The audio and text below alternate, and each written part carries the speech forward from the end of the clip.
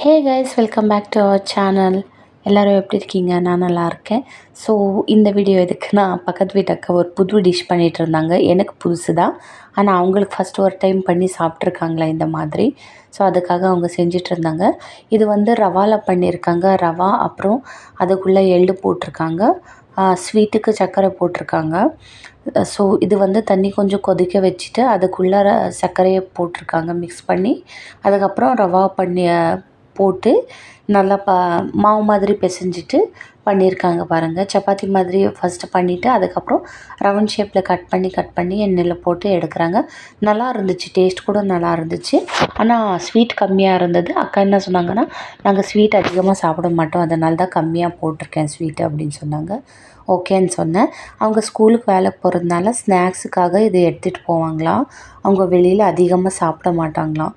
அதை தான் சொன்னாங்க. நான் வெளியில் எதுவுமே அவுட் சைடு வாங்கி சாப்பிட்றதில்ல, அதனால் சாட்டர்டே சண்டே லீவ் வரும்போது நான் எல்லாத்தையும் ப்ரிப்பேர் பண்ணி வச்சுக்கிறேன். அதுதான் நான் ஸ்நாக்ஸுக்கு எடுத்துகிட்டு போவேன். அப்புறம் அண்ணா இருக்காங்கள்ல, அவங்களுக்காகவும் ஸ்நாக்ஸுக்கு வச்சுட்டு போவாங்களாம். அதை தான் சொல்லிட்டுருந்தாங்க. அக்கா நல்லா இருக்கா, டேஸ்ட் பண்ணி பாருன்னு எனக்கும் கொடுத்தாங்க. நிஜமாகவே ரொம்பவே நல்லா இருந்தது. நீங்களும் ட்ரை பண்ணி பாருங்கள், ரொம்ப நல்லா இருந்தது. அப்புறம் இது கெட்டு போகாதான், அதனால தான் அவங்க அதிகமாக பண்ணி கொஞ்சம் வச்சுப்பாங்களாம், ஒரு மாதத்துக்கு வர மாதிரி. ஸோ டெய்லி ஒரு 3-4 பீஸ் எடுத்துகிட்டு போவாங்களாம் அப்படின்னு சொன்னாங்க. இந்த அக்கா ரொம்ப நல்லவங்க. நான் வந்து அப்போதுலேருந்து என்னை ரொம்ப கேராக பார்த்துட்டு பேசிகிட்டே இருக்கிறது இங்கே மட்டும்தான்.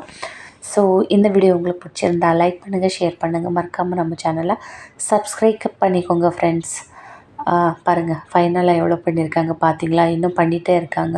எனக்கு வந்து கொஞ்சம் உடம்பு சரியில்லை, ஸோ அதனால் நான் உள்ளே போயிடுறேன் அப்படின்னு சொன்னேன் அக்காக்கிட்ட.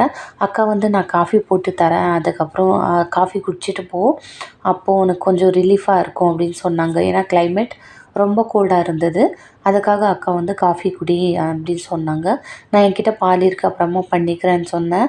பால் வேண்டாம், என்கிட்ட காஃபி ரெடிமேடு காஃபி இது இருக்குது, அதுலேயே பால் சர்க்கரை எல்லாம் இருக்கும், வெறும் தண்ணி மட்டும் சூடு பண்ணி அதில் கலந்து தரேன், அதை சாப்பிட்டுன்னு சொன்னாங்க. ஸோ ஓகேன்னு சாப்பிட்டு நான் கிளம்பிட்டுருக்கேன். இந்த வீடியோ பிடிச்சிருந்தா சப்ஸ்கிரைப் பண்ணிக்கோ.